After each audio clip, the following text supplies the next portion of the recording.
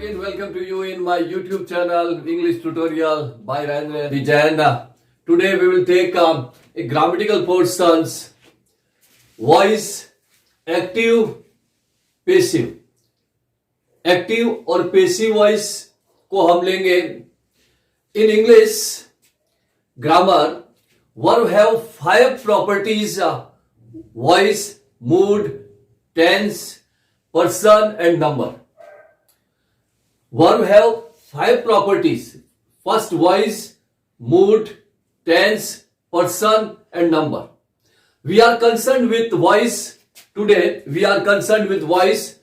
The two grammatical voices are active and passive.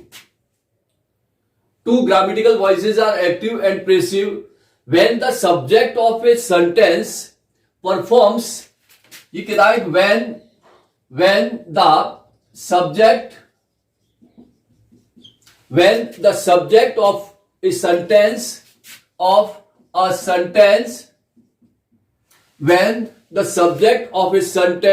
performs the verb section, performs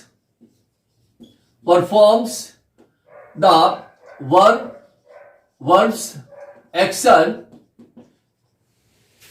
action, we say that the sentence is in active voice. तो हम उसे active voice में कहेंगे कि जो sentence है वो एक्टिव वॉइस में है. When the subject is acted on by the verb, in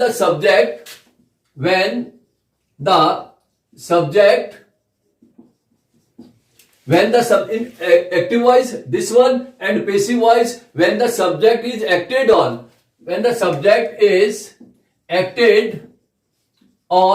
जब सब्जेक्ट एक्टेड ऑन, किस पर acted on by the verb, acted on by the verb, तो क्या है, we say that the sentence is in passive voice. तो यहां today आज हम डिस्कशन करने जा रहे हैं, टोटली एक्सप्लेन करेंगे एक्सरसाइज के साथ कि वॉइस क्या है, एक्टिव वॉइस क्या है और पैसिव वॉइस क्या है. दूसरे अगर तरीके से देखें एक अलग चीज से, तो जितने भी टेंस के सेंटेंस हैं जो सब्जेक्ट वर्ब और ऑब्जेक्ट से बन रहे हैं वो एक्टिव वॉइस है, और जो जिसको चेंज किया जा रहा है वो पैसिव वॉइस है. पहली चीज आती है कि जब आप एक्टिव से पैसिव करें तो मीन्स अर्थ नहीं बदलना चाहिए. अगर किसी भी प्रकार का वाक्य का अर्थ नहीं बदलना चाहिए. अगर अर्थ बदल गया तो आप गलत हो जाएंगे. एक्टिव से पैसिव करते समय पहली चीज ध्यान रखें कि किसी भी प्रकार से हमारा अर्थ नहीं बदलना चाहिए. जैसे मैं खाना खाता हूं, खाना मेरे द्वारा खाया जाता है, तो अर्थ नहीं बदला, सेंटेंस बदला है, प्रेशर बदला है, वर्ब का प्रेशर बदला है, सब्जेक्ट के ऊपर प्रेशर बदलता है. तो एक्टिव वॉइस से पैसिव वॉइस को जब हम बनाते हैं तो चेंजिंग रूल्स की तरफ ध्यान देंगे. पहली जो हमारे सामने आती है वो चेंजिंग रूल्स है. ग्रामर का पोर्शन है, बड़ी समझदारी से, बड़े शांति से समझने वाली बात है कि एक्टिव से पैसिव में कन्वर्ट करते समय सबसे पहले हमें यह ध्यान रखना पड़ेगा कि कौन कौन से चेंजेस हैं जिससे एक्टिव वॉइस का सेंटेंस पैसिव में कन्वर्ट होगा. तो पहली चीज आती है, फर्स्ट चेंज आता है सब्जेक्ट बिकम्स ऑब्जेक्ट. जो subject becomes object and object becomes subject. ये ध्यान रखिएगा कि फर्स्ट जो चेंज है कि एक्टिव वॉइस की बात करें, जैसे एक्टिव वॉइस है तो सब्जेक्ट प्लस वर्ब की फर्स्ट वर्ब प्लस ऑब्जेक्ट, ये एक का तरीका है. अगर हम इसी को पैसिव करते हैं, अगर अपन पैसिव कर रहे हैं तो ध्यान रखिएगा ये कहता है कि एक्टिव वॉइस का सब ऑब्जेक्ट है वो पैसिव वॉइस का सब्जेक्ट हो जाता है. ये क्या हो गया, सब्जेक्ट हो गया, ये इधर आ गया. और एक्टिव वॉइस का जो सब्जेक्ट है वो पेसिव वॉइस का ऑब्जेक्ट हो जाता है। ये सब्जेक्ट वहां चला गया, ऑब्जेक्ट हो गया, और वर्ब की जगह ही रहती है। तो कहने समझने का मतलब है कि एक्टिव वॉइस का सब्जेक्ट ऑब्जेक्ट पेसिव वॉइस का सब्जेक्ट हो जाएगा, एक्टिव वॉइस का सब्जेक्ट पेसिव वॉइस का ऑब्जेक्ट हो जाएगा, और वर्ब की जगह रहेगी। ये हमारा पहला रूल्स है जो हमारे दिमाग में डाल देना है कि फर्स्ट रूल। इसी प्रोसेस से हमें जैसे ही बनाने लगते हैं तो पीछे अपने ऑब्जेक्ट को ढूंढेंगे। अगर हमें ऑब्जेक्ट मिलता है तो पेसिव वॉइस बनेगा, नहीं तो नहीं बनेगा। सेकंड चीज ध्यान रखिएगा, पर्सन चेंज। पर्सन जो चेंज होते हैं, जिसे कहना है एक सब्जेक्ट चेंज करो या कुछ भी करो। जैसे आपको मालूम है 3 प्रकार के पर्सन है। First person I, we, you. Second person he, she, it और दे। तो ये चेंज हो जाएंगे। आई मी में बदल जाएगा, वी अस में बदल जाएगा, यू में रहेगा, ही हिम में बदल जाएगा, सी हर में बदल जाएगा, इट में रहेगा, और दे देम में बदल जाएगा। ध्यान रखिएगा, पर्सन यानी कि सब्जेक्ट जो है, जो सब्जेक्ट है, अगर आई है तो मी में बदलेगा, पीछे चला जाएगा, मी में आ जाएगा, वी है यहां अस में बदल, और बाय द वे ये चीजें हो तो ये वापस इसी में परिवर्तित होगी। तो सेकंड चीज आती है जो परिवर्तन की बात आती है कि कोई भी एक्टिव से पेसिव बनाते समय किस प्रकार सब्जेक्ट या पर्सन कैसे चेंज होगा। थर्ड चीज है हमारे सामने, थर्ड चीज जो हमारा है कि पेसिव वॉइस में हमेशा वर्ब की थर्ड फॉर्म का ही यूज होगा। क्या होगा? Use V third. Passive voice takes, passive voice हमेशा वर्ब की थर्ड फॉर्म ही लेता है, सेकंड और फर्स्ट फॉर्म नहीं लेता। हमेशा पेसिव वॉइस में वर्ब की थर्ड फॉर्म आएगी। उसके बाद बात आती है, फोर्थ चीज आती है टेंस की। टेंस की बात आती है, आपने देखा है कि 12 टेंस है, लेकिन पेसिव वॉइस केवल 8 टेंस का पेसिव बनता है। कितने? 8 टेंस का ही पेसिव बनेगा। अब जैसे प्रेजेंट है, पास्ट है और फ्यूचर है। प्रेजेंट, पास्ट, फ्यूचर में, अब प्रेजेंट में भी पहला, दूसरा, तीसरा, चौथा, पहला, दूसरा, तीसरा, चौथा, पहला, दूसरा, तीसरा और चौथा। Simple present, continuous, perfect, perfect continuous, simple past, past con. तो हर चौथे टेंस का पेसिव वॉइस नहीं बनता है, और फ्यूचर कॉन्टिन्यूस टेंस का, फ्यूचर कॉन्टिन्यूस टेंस का पेसिव नहीं बनेगा। केवल 8 टेंस का ही पेसिव वॉइस बनेगा। ओनली 8 टेंस का ही पेसिव वॉइस बनेगा। ये हमारे दिमाग में बिठा दें। उसके बाद में फिफ्थ पॉइंट आता है, जो 5वीं चीज आती है, वो फिफ्थ थिंग्स है कि पेसिव वॉइस के ऑब्जेक्ट से, पेसिव वॉइस के ऑब्जेक्ट से पहले बाई का यूज होगा। किसका यूज होगा? बाई यूज होगा ऑब्जेक्ट से पहले। ऑब्जेक्ट से पहले बाई यूज करेंगे। किसके? पेसिव वॉइस के ऑब्जेक्ट से पहले बाई का इस्तेमाल होगा, कि पेसिव वॉइस से पहले जो ऑब्जेक्ट आएगा बाई का यूज होगा। उसके बाद बात आती है, कुछ 6 चीज आती है, कुछ ऐसे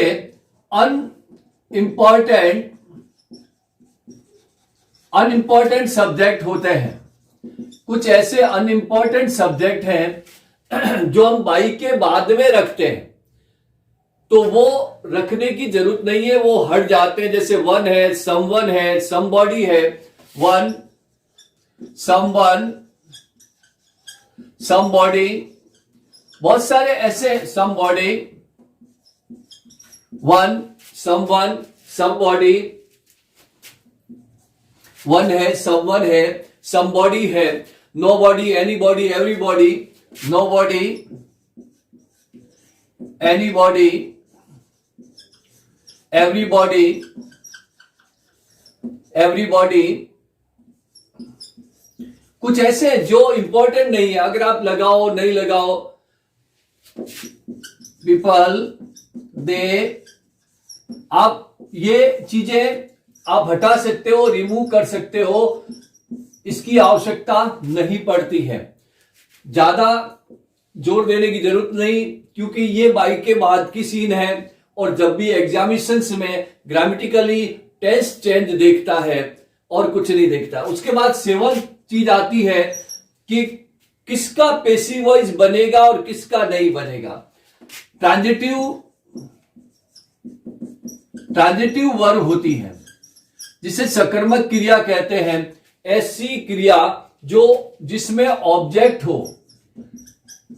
ऑब्जेक्ट अगर है तो उसका पैसिव बनेगा सेंटेंस में, अगर सेंटेंस में ऑब्जेक्ट नहीं है तो पैसिव नहीं बनेगा। जैसे माई मदर कुक्स फूड। अब देखिएगा, ये सब्जेक्ट है, ये वर्ब है और ये ऑब्जेक्ट है। अगर ये मैं हटा दूं, यहां खत्म करता हूं, तो इंट्रांजिटिव चली जाएगी, तो इसमें ऑब्जेक्ट नहीं है तो पैसिव वॉइस नहीं बनेगा, इसका पैसिव वॉइस नहीं बनेगा, इसका पैसिव वॉइस नहीं बनेगा।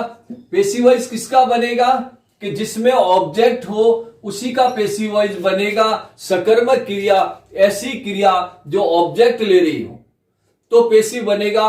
अगर ऑब्जेक्ट, जैसे मैं रोता हूं, आई वीप, तो इसमें ऑब्जेक्ट नहीं है तो पैसिव वॉइस नहीं बनेगा। अगला पॉइंट आता है 8 पॉइंट, जो बात करते हैं कि अगर कई बार डबल ऑब्जेक्ट होता है, ऑब्जेक्ट पीछे डबल होता है, डायरेक्ट और इनडायरेक्ट ऑब्जेक्ट दोनों ही डबल ऑब्जेक्ट हो, हालांकि दोनों ही राइट कर दिए जाते हैं। जैसे सी गिव्स मी अ लेटर।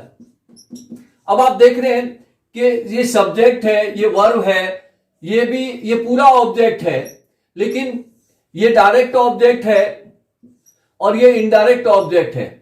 तो ऐसे में हमें इस इनडायरेक्ट ऑब्जेक्ट को सब्जेक्ट बनाना है। ये ध्यान रहे कि इनडायरेक्ट ऑब्जेक्ट को हम सब्जेक्ट बनाएंगे और ये पीछे बाई से पहले इसका यूज करके फिर बाई का इस्तेमाल करेंगे। ये ध्यान रखें विशेष रूप से। अगला जो आता है 9 पॉइंट है कि जितने भी मॉडल्स हैं, मॉडल ऑक्सिलरी भी सेम एज चलेगी, मॉडल्स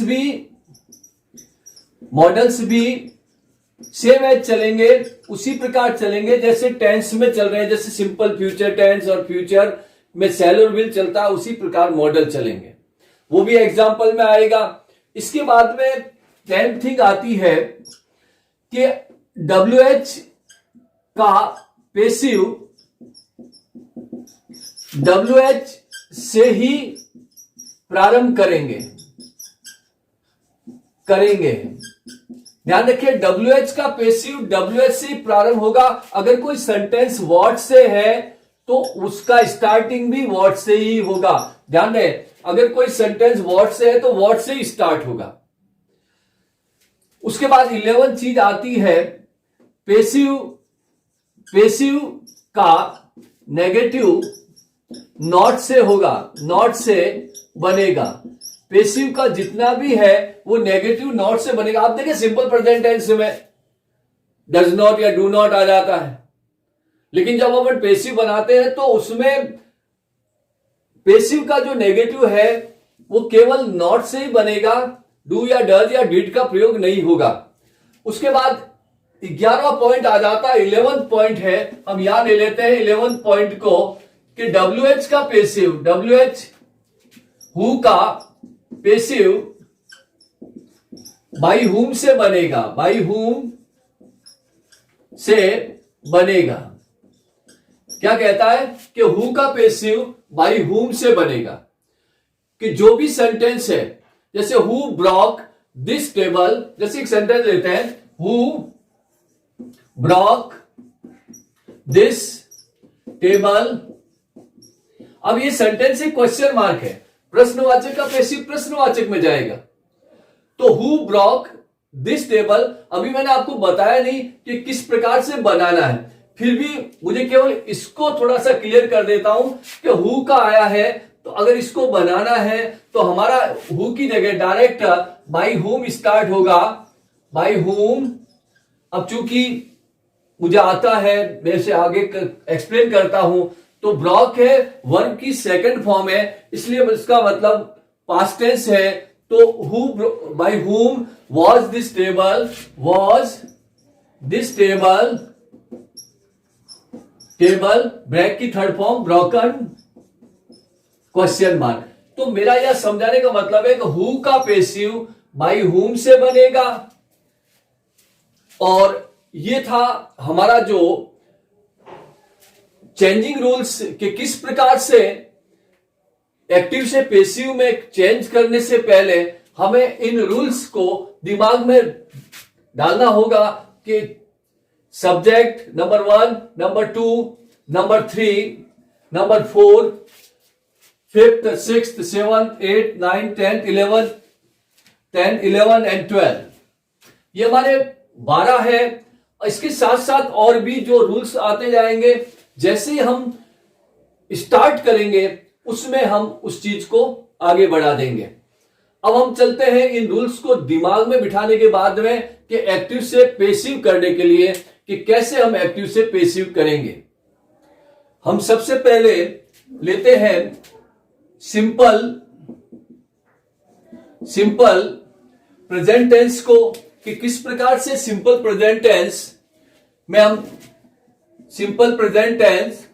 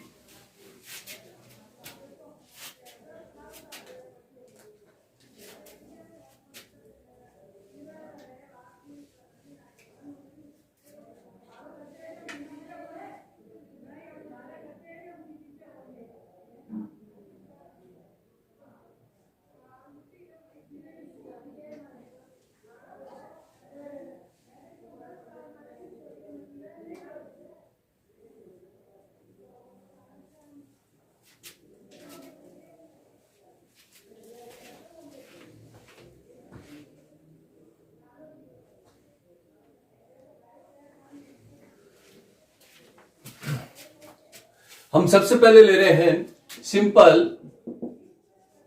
प्रेजेंट टेंस